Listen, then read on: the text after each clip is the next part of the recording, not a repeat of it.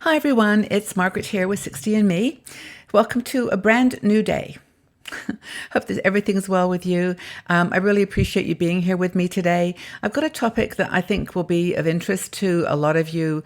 It's been a pretty crazy time in the world in the last few years, I think, and it seems like we are having to deal with a lot of change and disruption, turbulence in our lives. And so I want to chat with you a bit about that and maybe share my own thoughts and get your feedback. But tea. I'm having my tea this morning, 3-fennel tea. It's pucka tea, and it's actually fennel. It's really good for you. I never even realized it's very good for digestion, and it's got all kinds of magical powers. In fact, every tea that I think I even ever look at has got some benefit to it that helps our body be healthy and strong. So here's my cup of tea. Cheers, everybody. So hope you've got a tea, coffee, whatever you love. Let's talk about change. Is big. I was thinking the other day about how many times I have changed my physical location. When I was a young girl, we moved every single year from the age of 8 to 13. Every April almost, my dad picked up everything and we moved to a new town. And so that for me, I got kind of used to that. I got used to that kind of change. Maybe you've had a similar situation in your life where you've lived in many, many places. But Sarah Hart wrote an article for us, one of our bloggers. It's a great article about downsizing, but it really relating it more to dealing with change and how living a more minimalist lifestyle, how to learn how to roll with those changes that come to us every single day can actually help us. Now, I was thinking about, in terms of my own moving around, how I also, probably, well, like you, have changed my way of doing things in so many different ways. I mean, for example, here I am talking to you using a phone on with a little station here that's got lighting and just a setup that would have in the past cost millions of dollars and really be difficult to set up. But here we are, we're doing a recording. I've got over, I think, 1,400 videos now on YouTube on all kinds of topics. We've got technology. We've got places that we can go to communicate with people, to share our thoughts and wisdom and ideas. And we've changed the way we've talked to each other. Email, text. Do you remember the days when you used to write a letter? I mean, I can remember that like as a distant memory. I still like to write letters. I still write postcards, but we're so used to now talking to each other on electronically. So that's a big change that we've been through. We've been through changes in the way that we deal with children and our relationships with our family. They don't live next door anymore. They live across the world. And also, I think in many ways, our parents, not through any fault of their own, raised us to live in a world that doesn't exist anymore. And, we were raised to think about work in a certain way, about our relationship to our self-esteem as women, our own power, our own ability to stand on our own 2 feet. Think about the jobs now that women are doing that you never would have thought we could do, 20 years ago. So I think it's a really fascinating world of change that we've lived through and are living through at the moment. Now, so your house, I mean, you've probably changed many times, the clothes, the style of clothes that you've worn, the things that you've got in your house, in your cupboards, the things you value. That's changed a lot too, I'm sure, as you've gotten older, because that's like a whole nother layer, a whole nother level. That even if you loved things when you were young, as you get older, you start thinking, do I really need that? Do I really want that? I mean, I have a challenge too, because I like shopping. I mean, not for big things. I like little things like little pens and paper and, stickers and just crazy things, things for my hair, makeup. And I have to now honestly ask myself, do I really need that? Do I really want, and if I want it, then I usually can see if I can save for it, or if it's a small item, 5 francs or a couple of dollars at the recycling store or whatever, I'll go ahead and indulge.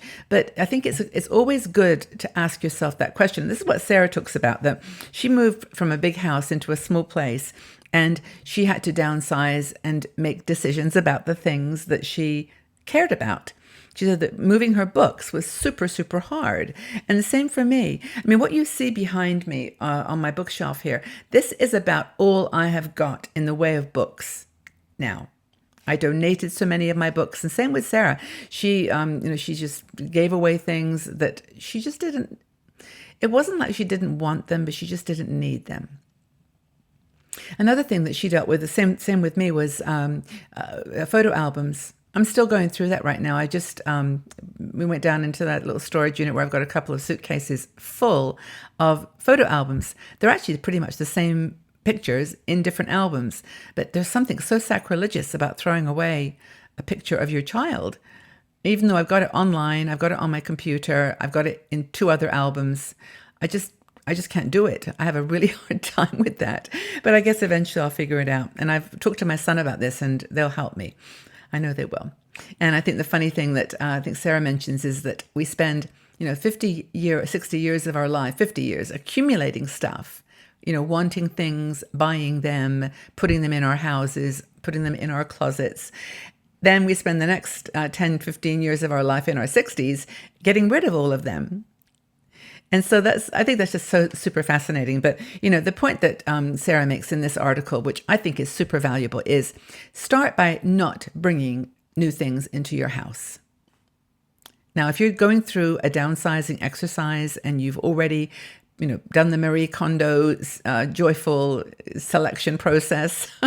You've actually gone through, does this bring me joy? Does that not bring me joy? And you now are down to the basics. Well, try then not to bring any more stuff in. It's really, really important. If you haven't done that exercise yet, it's very useful to do it. She basically says, pull out everything from your closets, your cupboards, everywhere. Put them on the floor. And then start picking up items one at a time and asking yourself, does this bring you joy? Is it meant to be in your life? And she says, have a bag there, a black bag that you put things in that you haven't worn, that you don't need anymore, that you don't like anymore. And here's the secret that Sarah says. Don't look inside ever. Close it up and give it away. Take it to charity or throw away things that are no longer any use to anyone. But don't look back in that black bag. Let the black bag go. And if you want to get a tax deduction on the things you're donating, just write the list beforehand so you don't have to go back in. Know where the things are going.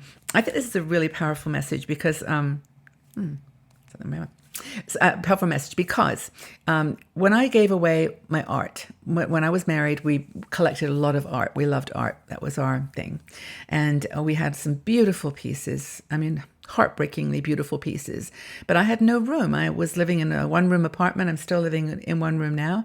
And I didn't have room. I had no walls. And I was renting, so I couldn't really put things up on the wall anyway. So I gave them away to a charity. I gave them to an art gallery. It was an art gallery in Seattle that had the funds went to homeless people. So in fact, the gallery was actually womaned by homeless and people with challenges. And so they looked after the gallery, and they had evenings, and they sold them, and then they used that money for good causes. So that was, for me to know where they'd gone was really powerful. Sarah says that she gave her books away to the local library. And for her, that was, she knew then that her books were going to people that still were reading books, for children that love to have them in their little hands and not on a computer yet. But she and young people, schools that use books and don't have computers for every student. Knowing that her books were going to those places made all the difference. So I think that her point, and one that we've read and talked about so often, is start small, start slow. You don't have to rush through it.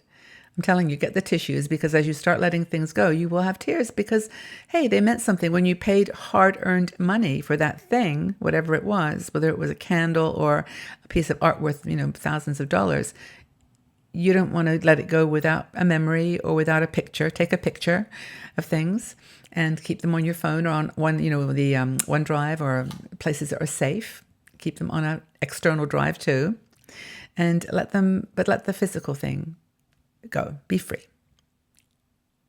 So I think this is a really cool. I mean, I'd like to get your feedback on this. What are some things in your life that you're having difficulty getting rid of? Is it pictures, books, What clothing? What kinds of things are you having trouble letting go of? How are you emotionally attached to them? Do you know why? Are you ready to let things go? Are you ready to embrace change? Well, I hope so. This is a very difficult thing to do, but I hope that it's useful to have these articles that Sarah and others have, and myself have written on this topic of downsizing. Leave your comments below as to how you're doing with your letting go process and what in particular you're having a challenge letting go of. So take good care, everybody. Have a really lovely day wherever you are, and know that you're precious to us, and we thank you so much for your support. Have a wonderful day, and see you again soon. Bye for now.